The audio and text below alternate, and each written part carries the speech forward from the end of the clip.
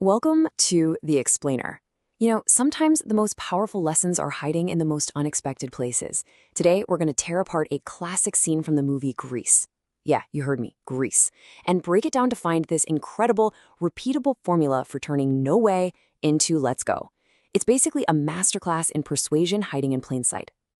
All right, so let's jump right in. It all kicks off with this one simple line. On the surface, it sounds like a throwaway question, right? But it's so much more than that. This isn't a question. It's a spark. It's a challenge that immediately puts the whole group on the defensive. And it highlights something they all lack. And that right there, that's the first big move in this whole playbook.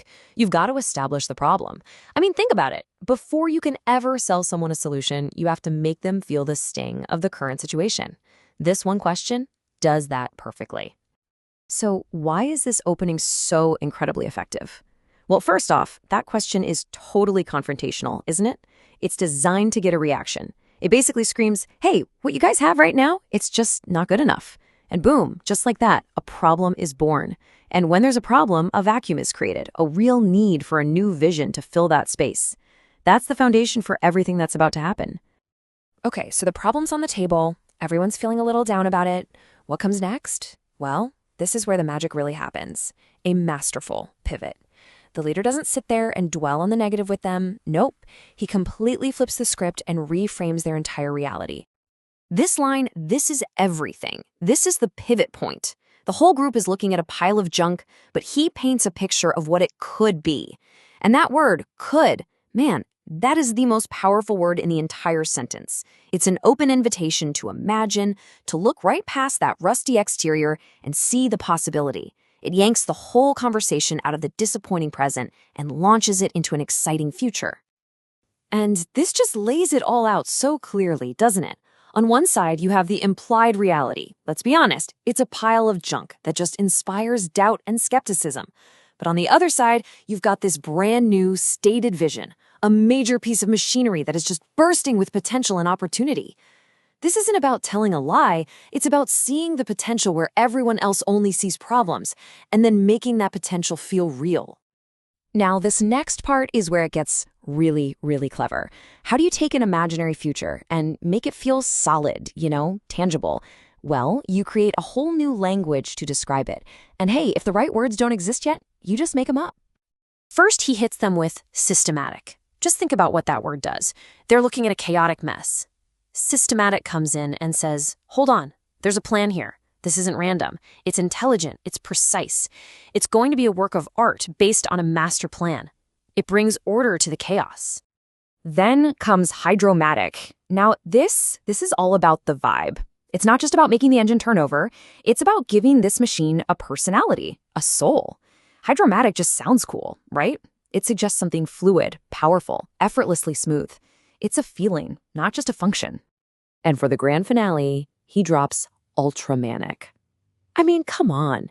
This word just pushes the entire vision over the top, straight into legendary territory.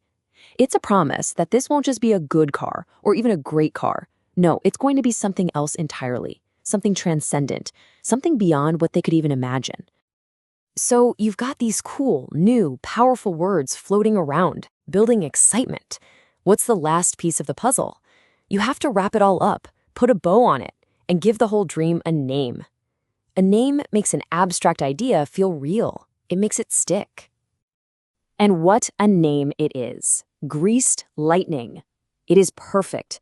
It captures everything he just described. The speed, the power, that almost supernatural smoothness.